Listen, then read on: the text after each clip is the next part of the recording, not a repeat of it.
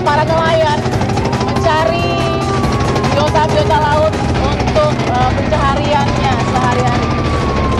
Dan kita lihat ada kapal patroli yang mengikuti ya. Tidak tahu ini kapal patroli dari stasi apa, tapi paling tidak mereka mengikuti. Bisa lihat ini adalah kapal patroli ya. Baru saja paling tidak mendekat ke kapal nelayan yang tim fakta tumpangi untuk melihat bagaimana kondisi Teluk Jakarta dan bagaimana kondisi reklamasi yang terjadi. Jadi bukan hanya di gerbang utama jembatan tempat kita masuk ke dalam proyek reklamasi tadi di Pantai Indah Kapuk ya, tapi bahkan di lautan saja tempat nelayan mencari ikan atau mungkin kerang atau biota laut lain sebagai pencaharian ini masih tetap dijaga dengan ketat dari patroli. Yang kita lihat adalah kapal patroli KNI 01. Jadi perjalanan fakta masih ingin ke Pulau C, namun ini masih dijaga ketat oleh patroli. Kita belum tahu nih, kita masih di sekitar Pulau D, dan ya saya belum mengerti maksud dari patroli ini untuk terus mengikuti fakta menyusuri Teluk Jakarta ini untuk apa?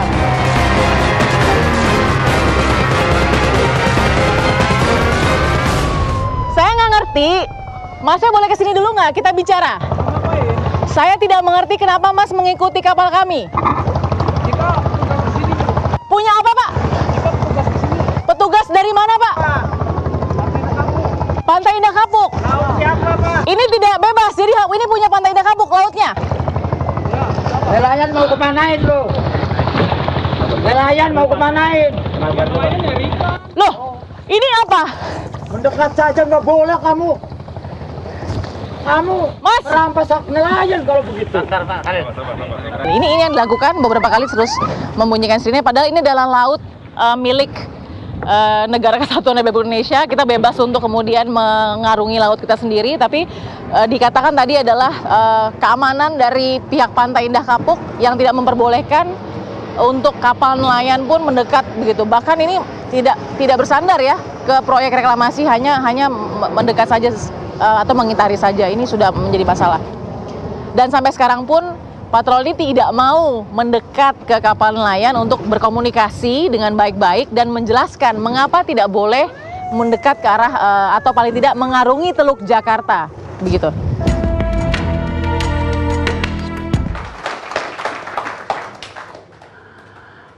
Pemirsa, itulah tadi bukti bahwa sekarang pun kita mendekat pun tidak boleh. Saya takutnya kalau udah jadi nanti saat pamnya itu patroli pakai senapan mesin gitu loh.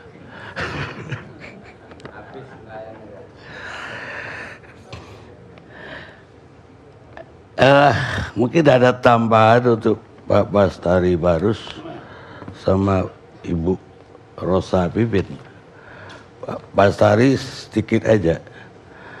Dulu itu dari Nasdem bersikeras bahwa itu wewenang Gubernur Basuki Cahayapurnama. Tergantung Basuki. Sekarang kenapa berbalik menjadi pemerintah pusat yang lebih berwenang? Itu untuk Ibu Bibit. Tindakan untuk laut ini rasanya kok lebih lebih soft dibanding tindakan dari KLH untuk hutan. Hutan mencabut aja itu KLH, cabut izin. Tapi dalam laut ya suruh sesuaikanlah dengan AMDAL dan kemudian bisa diterbitkan kembali. Silakan Pak Basari. Ya, terima kasih Bang Karni. Saya agak ini tadi ya melihat yang barusan itu. Gak terpesona ya? Ya tidak seharusnya seperti itu. Namun akhirnya ujungnya saya lihat ternyata dia nggak mengusir, hanya nanya. Tapi dia bukan sebagai petugas resmi negara ngapain nanya-nanya gitu kan. Kira-kira itu. Dan ini nanti mungkin akan kami pertanyakan lewat gubernur, kenapa mereka melakukan hal yang seperti itu. Oke. Saya malah khawatir begini ya, Pak Basari. Dia itu tidak berani lebih keras dari itu karena melihat kamera. Seandainya yang datang itu orang biasa, itu akan lebih keras dari itu. Ya, itu yang mungkin akan kita pertanyakan. Apakah memang ada pemerintah DKI memberikan privilege yang seperti itu? Ya, itu menjadi satu hal masukan baru buat kami untuk nanti pada saat pembahasan kita akan tanya kenapa ada berlaku seperti ini. Kalau tadi ditanyakan hak Gubernur DKI, kok sekarang berpindah kepada pemerintah pusat? Perintah untuk melaksanakan itu urusan pemerintah pusat. Pemerintah pusat yang harus menerbitkan sampai dengan HGB-nya.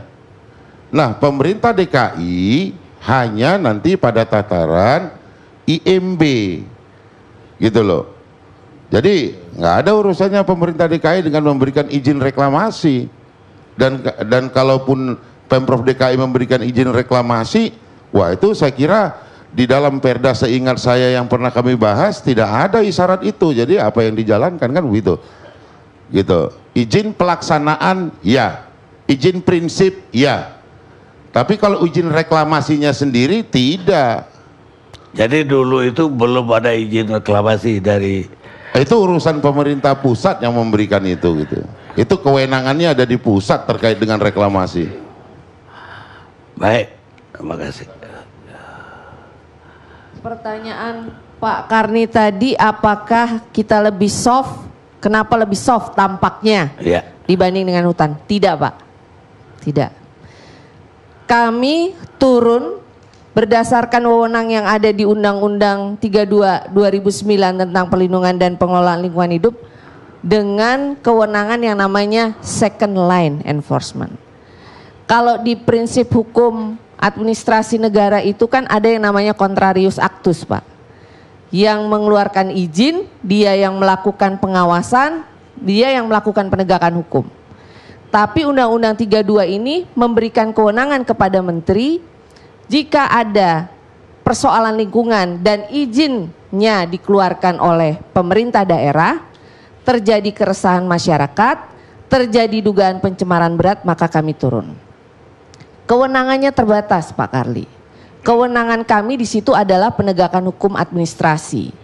Ada teguran, paksaan pemerintah yang sifatnya corrective action. Nah, di situ. Untuk yang hutan, memang kami ada yang kami cabut, tapi izinnya yang dikeluarkan oleh Menteri Kehutanan. Karena kami kan sekarang Kementerian Lingkungan Hidup dan Kehutanan. Jadi memang yang dicabut oleh Ibu Siti Nurbaya ketika itu adalah izin-izin yang memang dikeluarkan oleh Menteri Kehutanan karena terjadi kebakaran. Tapi untuk yang lain treatmentnya sama, Pak. Karena izin lingkungan yang kami gunakan, izin lingkungan untuk kebakaran hutan itu sebagian besar adalah dikeluarkan pemerintah daerah dan kami lakukan dengan second line tadi.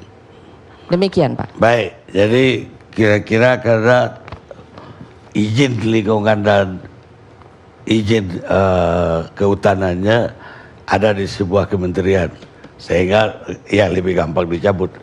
Hal ini kan beda lagi instansinya. Tidak. Iya, karena izin lingkungan yang ada di kasus reklamasi kita ini sekarang adalah dikeluarkan oleh pemerintah Provinsi DKI. Baik. Sekarang saya ke Pak Agus dari Depdagri.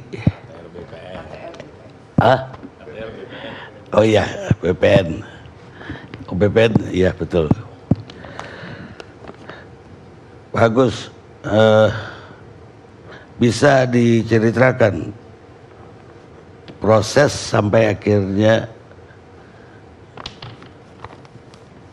dikeluarkan AGB termasuk yang tadi. Ya, Bang Karni. Saya ingin menjelaskan dulu, ya, di dalam hukum tanah nasional kita ini tidak boleh ada tanah yang res nullius. setiap bidang tanah ini mesti ada pemiliknya. Seluruh wilayah negara kita ini ada pemiliknya, bangsa Indonesia. Oleh karena itu, untuk memberikan kepastian hukum, pemerintah ini melaksanakan pendaftaran tanah, termasuk pemberian sertifikat sebagai tanda bukti hak atas tanahnya. Dilarang juga penguasaan tanah ini tanpa hak. Okupasi ilegal itu dilarang, itu ada di Undang-Undang 51 PP 60. Oleh karena itu tugas BPN, ATR BPN ini mendaftarkan, menegaskan hubungan hukum antara orang atau badan hukum itu dengan tanah. Kalau kita bicara tanah, kita bicara daratan dan juga pulau. Pulau, ada pulau alami, ada pulau buatan yang kita sebut reklamasi, dan ada tanah timbul. Ini juga diatur sudah di dalam PP 62 tahun 2010. Kalau yang alami sudah jelas, itu daratan yang terbentuk secara alami. Tanah timbul itu daratan yang terbentuk karena pengendapan baik danau maupun pantai ataupun pulau yang timbul. Dan reklamasi adalah daratan yang terbentuk sebagai hasil dari rekayasa teknis manusia. Baik tanah reklamasi maupun tanah timbul ini menjadi tanah yang dikuasai langsung oleh negara. Kalau kita bicara tanah yang dikuasai langsung oleh negara, maka ini menjadi tanah negara yang di dalam pasal 2 UPA dikenal dengan hak menguasai negara. Negara mempunyai kewenangan untuk mengatur peruntukan persediaan dari tanah itu dan menentukan hubungan hukum antara orang dengan tanah dan perbuatan-perbuatan hukum yang menyangkut dengan tanah. Hak menguasai negara ini pelaksanaannya bisa dikuasakan kepada instansi-instansi pemerintah maupun pemerintah daerah. Dengan apa? Dengan hak pengelolaan, Bang Karni.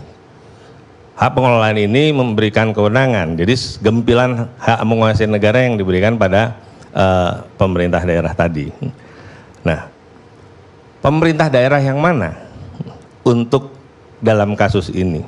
Sudah jelas di dalam Kepres 52 tahun 2007 ya, itu adalah pemerintah Provinsi DKI. Oleh karena itu, hak pengelolaan ini diberikan kepada pemerintah Provinsi DKI. Apakah pemberian hak pengelolaan ini tepat dan sah? Saya kira kalau kita lihat dari runtutannya, itu HPL ini sudah sesuai dengan ketentuan yang berlaku. Pertama, ini diajukan oleh pemerintah daerah provinsi itu sendiri. Kedua, ini diterbitkan setelah persyaratan-persyaratan teknis maupun terkait dengan lingkungan ini dipenuhi. Sehingga ini bisa kita terbitkan hak pengelolaan. Hak pengelolaan ini, Bang Karni, bisa digunakan sendiri atau digunakan oleh pihak ketiga atau dikerjasamakan dengan pihak ketiga. Bisa diberikan hak pakai atau hak guna bangunan di atas hak pengelolaan itu. Tentu dengan perjanjian. Nah, sudah ada kesepakatan antara pemerintah daerah Provinsi DKI dengan pengembangnya, dengan perusahaannya. Inilah kemudian diterbitkan hak guna bangunan di atas hak pengelolaan ini. Saya kira sementara sampai situ dulu, Bang Karni. Baik, tapi ada yang menarik, Pak. Ini kan pulaunya udah jadi lumayan lama juga. Dan tahun lalu itu ribut-ribut sampai ada moratorium. Tiba-tiba kemarin ini itu seolah-olah berkejar-kejaran itu semua, Pak. Baik dari agraria, dari KLH,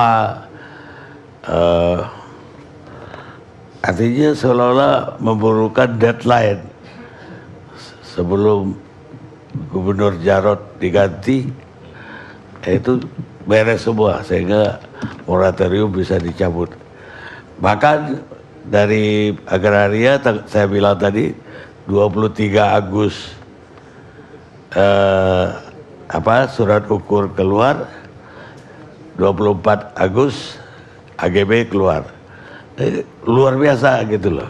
Enggak, ini bagus saja. Kalau ini bisa diterapkan untuk semua permohonan nih, bagus banget gitu. Silakan Pak. Ya, jadi memang dalam pemberian hak guna bangunan ini kita lihat bahwa karena ini dia diberikan sama dengan HPL-nya, luasan HPL-nya, sehingga tidak dilakukan pengukuran lagi, digunakanlah surat ukur dari HPL itu. Dan kemudian juga kalau pengembang membebaskan tanah dari berbagai macam alasak, itu perlu dilakukan penelitian terhadap alasak itu, bidang per bidang. Tetapi karena ini adalah tanah reklamasi yang semuanya adalah tanah negara, tidak diperlukan lagi penelitian itu, sehingga ini mempersingkat waktu untuk proses hak guna bangunannya. Tetapi memang Bang Karni di dalam sebetulnya PP 62 2010 ini kita juga sudah tindak lanjuti dengan Peraturan Menteri ATR BPN nomor 17 2016 tentang penataan pulau-pulau. Ini nanti kita tata lagi itu. Jadi menurut ketentuannya hanya 70% yang bisa diberikan hak guna bangunan itu, dan kemudian ditata 30% itu untuk kepentingan ada sarana umum, ada area publik. Jadi sebetulnya publik itu bisa masuk di situ, Bang Karni. Kemudian juga untuk keperluan konservasi. Nah ini yang nanti akan kita tata, kita lakukan penataan ini. Begitu Bang Karni. Apa jaminannya bahwa publik bisa masuk kalau nanti di depan setiap pulau itu ada gerbang, ada Nah, nanti ya boleh. Jadi saya kepingin hanya hak publik ini jaminannya apa? Jadi sekarang aja kita jangan ke jauh-jauh Pak. Kita ke Pantai Carita saja. Itu kalau mau lihat pantainya, kita harus masuk ke salah satu hotel atau villa yang ada di situ, dan minimal ya kita minum cappuccino lah supaya bisa lihat pantai. Belum bayar karcis, tapi minimal belajar lah atau ginap. Bang Karni kayaknya ini cocoknya saya gitu loh, bukan beliau. Jadi gini, justru Perda itu yang menggaransi semuanya bahwa masyarakat itu tidak bisa kemudian diabaikan gitu loh. Inilah yang kemudian kami lihat ketika kita meninjau beberapa lokasi yang kemudian berdampak bahwa setelah itu dikembangkan tidak boleh didatangi masyarakat secara suka-suka. Di dalam Perda ini kita atur 24 jam boleh mengakses ini. Jika tidak, berarti pemerintah tidak konsisten menjalankan Perda ini, pemerintahannya bisa kita angket. Itu loh. Tadi dikatakan, wah boleh nggak kita mesti beli kopi-kopi mahal? Enggak, di sana ada spare sekitar setiap pulau itu ada 200 sampai 300 meter pantai, itu diserahkan kepada kelompok nelayan untuk dikelola dan dibangun di sana. Ada dermaga nelayan di sana, ada. Ya Anda mesti lihat, jadi kalau bicaranya dari sana ya nggak bisa gitu kan. Itu kami yang buat, dan ada sudah di sini. Ini bahannya, kalau Anda bisa mendekat ke sini saya kasih lihat bahwa di tempat yang tidak boleh ada dermaga, sekarang ini kami bikin dermaga untuk nelayan khusus dibuat di sana.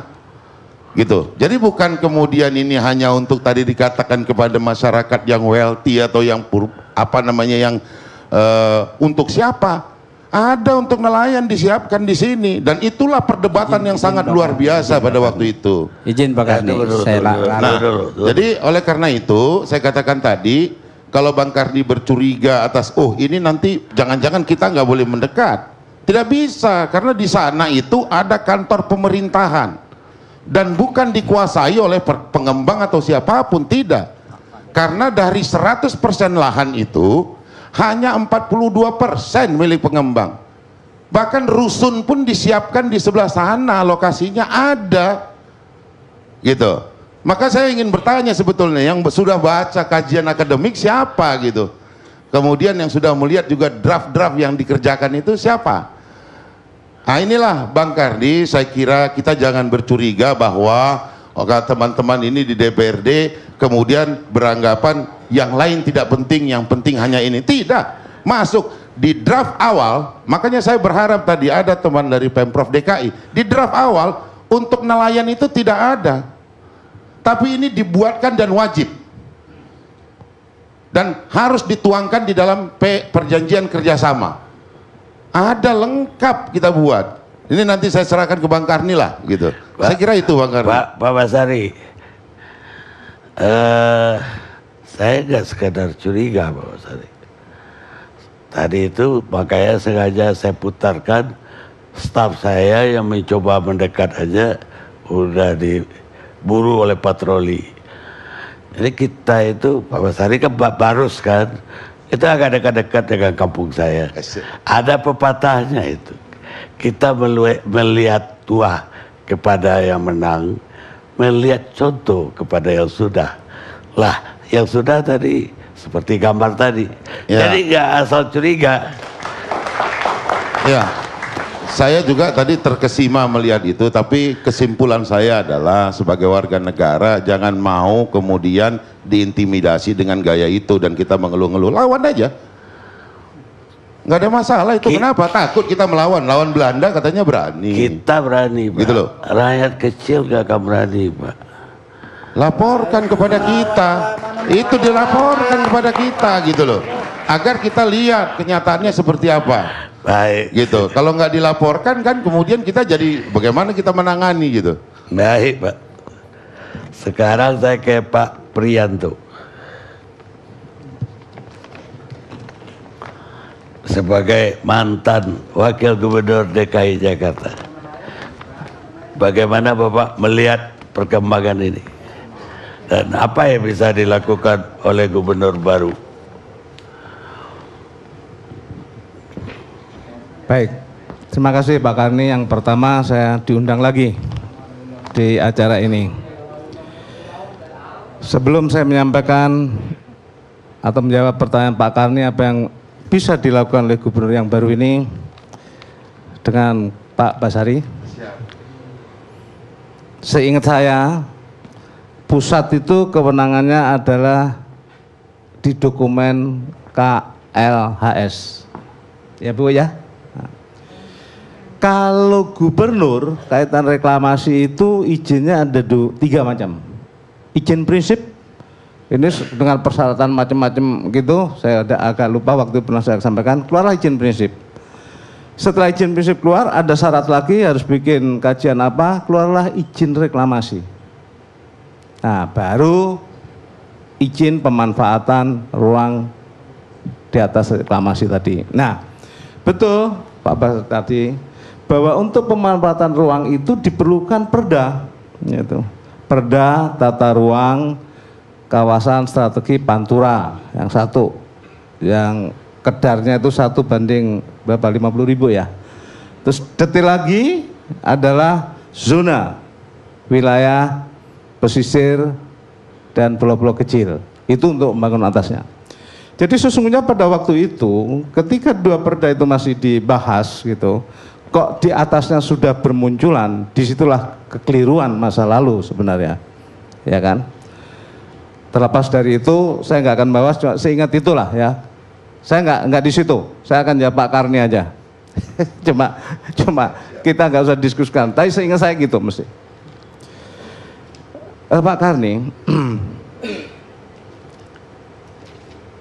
untuk Ibu, ini sebelum yang gede ya. Saya itu heran gitu loh. Ilmu itu kan sebenarnya sama ya, ilmu itu. Pakar lingkungan hidup, tapi kadang-kadang kok aneh gitu loh ya.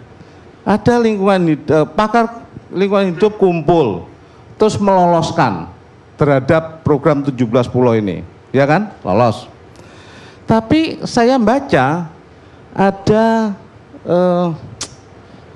perkumpulan para pakar lingkungan DHI, apa Bu? Danish Hydraulic Institute ya, ada ya. itu membuat kajian juga terhadap 17 pulau ini. Hasilnya sangat buruk gitu. Dampaknya itu sangat buruk banget gitu loh. Apalagi Teluk Jakarta itu dialiri 13 sungai dan sebagainya, belum bersih gitu loh. Terus di depannya ada pulau. Saya herannya gitu loh. Kok ada gitu loh. Ya. Pakarnya sama, barangnya sama, tapi hasilnya nggak sama. Mesti ada yang salah. Tanhana Dharma Mangkwa. Tidak ada kebenaran dua, mesti satu ada yang salah. Nah, tapi saya nggak nyalahkan mana yang salah ini. Tapi aneh aja. Pak Karni, judul di sini adalah proyek pulau reklamasi tak terbendung, tanda tanyanya. Menjawab ini saya akan membuat judul gini, siapa bilang? Nah gitu. Insya Allah, ya kan? Insya Allah, ya, tidak menutup kemungkinan reklamasi di Teluk Jakarta bisa dibendung dan bisa dihentikan. Ya. Jika Anies Sandi dan para kaum intelektual memiliki sikap sebagaimana harapan rakyat. Ada syaratnya. Nah, oke, mari kita lihat apa ya. Sebenarnya apa yang saya sampaikan ini secara garis besar pernah saya tulis di koran Sindu ya, pada waktu 27 April yang lalu. Dari judul ini ada dua subjek, Anies Sandi dan kaum intelektual. Saya mengharapkan Anies Sandi ini dalam konteks ini dan secara umum ya, dan sudah saya sampaikan beberapa saya di TV kemarin, iNews, TV One, koran Trijaya gitu. Satu, Anies Sandi itu dalam pelaksanaan kepemimpinan dia harus jujur. Itu pertama, jujur. Karena dengan kejujuran itu dia akan melakukan hal-hal yang benar dan adil. Dia akan membela kebenaran dan adil. Itu dulu. Yang kedua, dibalik kelemah lembutan sopan santunnya Pak Anies dan Pak Sandi ini, hendaknya jangan membuat kebijakan-kebijakan yang sadis yang membuat rakyat susah. Itu syarat kedua. Syarat yang ketiga, Pak Anies tidak boleh terkooptasi ya, dengan kekuatan apapun yang bisa menyelewengkan niat baik Pak Anies dan Pak Sandi. Terkooptasi. Untuk tidak bisa terkooptasi itu, maka Pak Anies harus taat hukum, taat azas. Itu yang keempat. Dan yang kelima, ini kaitannya tadi Pak Basari tentang masalah kewenangan, tanggung jawab. Pak Anies juga tidak perlu takut dan ragu ya, terhadap siapapun yang akan mempengaruhi ataupun berusaha merampas secara tidak langsung terhadap tugas, wewenang dan tanggung jawabnya sebagai gubernur, kepala daerah yang dipilih rakyat. Nah, dari syarat itulah ya, saya pikir yaitu tadi, insya Allah tidak menutup kemungkinan ya bahwa reklamasi ini bisa dibendung dan kemudian akhirnya tidak jadi. Nah, ada syaratnya lagi dulu yang kaitan saya tanya Ibu tadi. Para kaum intelektual, dia juga harus profesional dan bertanggung jawab. Ya. Apa yang dilakukan harus jujur dan hasilnya harus bisa dipertanggungjawabkan, akuntabel. Dan nah ini kalau di dalam pengadilan itu harus disumpah, saya berharap para intelektual, ya, kan kita sering mendengar atau membaca ada intelektual yang melacurkan diri. Ya. Untuk mencegah itu maka para intelektual ini bukannya disumpah, tapi bersumpah untuk dirinya sendiri bahwa kalau saya tidak menggunakan pengetahuan saya dengan benar, bla bla bla, yang serem aja sumpahnya. Jadi dia bekerja itu hasilnya benar-benar bisa dipertanggungjawabkan. Kalau Teluk Jakarta terus di depannya itu 17 pulau, 13 sungai, 2 kanal, apa yang akan terjadi di sini? Nah, itu sudah baca. Itu kaitan lingkungan hidup. Ya. Saya tadi tanya Mbak Fahira, Pak Anies kok dalam kampanyenya kok berani ya, udah menentukan apa, menolak reklamasi. Apa anunya? Beliau mengatakan sudah punya tim. Oh, betul tebakan saya, tidak mungkin lah ya Pak Anies ya berani mengatakan itu tidak ada tim yang memberikan masukan ya bahwa reklamasi itu bla bla bla bla bla ya. Hah? Di samping aspirasi rakyat ya.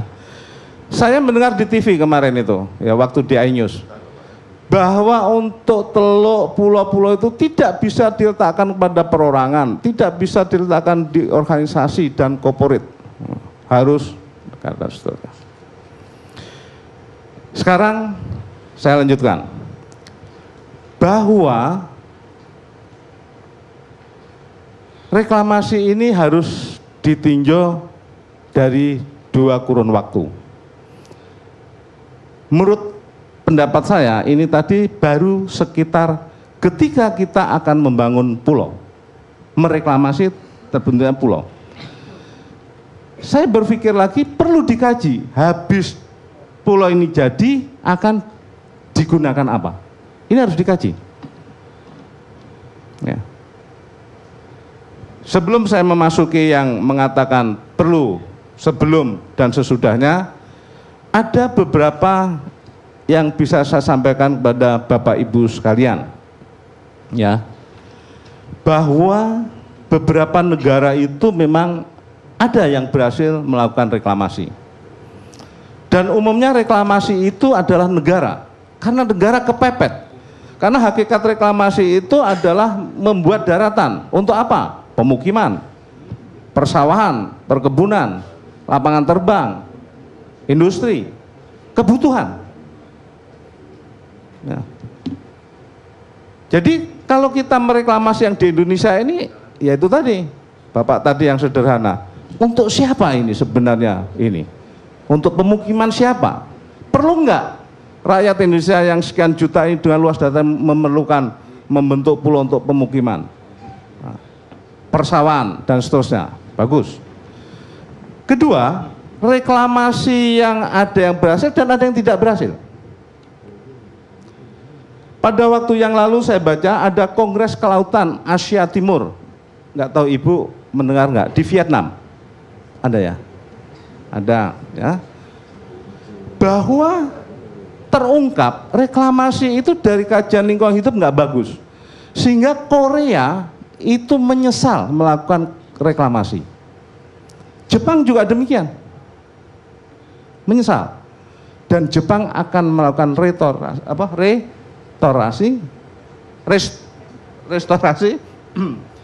atas kerusakan lingkungan hidup itu, memperbaiki itu ada. Dan kayak yang nanti saya baca itu DHI tadi Bu, bahwa 17 pulau ini pun juga hasilnya nggak bagus dari kajian lingkungan hidup. Jadi ekornya itu sesungguhnya Indonesia harus mengkaji ulang benar terhadap kebijakan reklamasi ini ya. Baik, saya lanjutkan tadi saya 2 sebelum ya itu dilaksanakan ya, bahwa yang terakhir adalah Bapak Menko Maritim mengeluarkan mencabut moratorium, menurut saya sah menurut logika hukum, karena kemarin yang mengeluarkan moratorium ada juga Kementerian Menko Maritim. Setelah ada kajian dari lingkungan hidup, benar dicabut.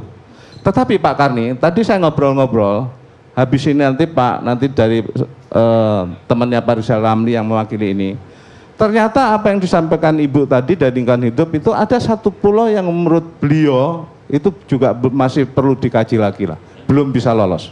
Ya. Sekarang setelah pulau itu jadi, ini saya tidak bisa menyampaikan secara gamblang di sini itu, karena ini juga bisa menyangkut negara tetangga atau negara dunia. Ini sifatnya adalah intelijen strategi. Ya.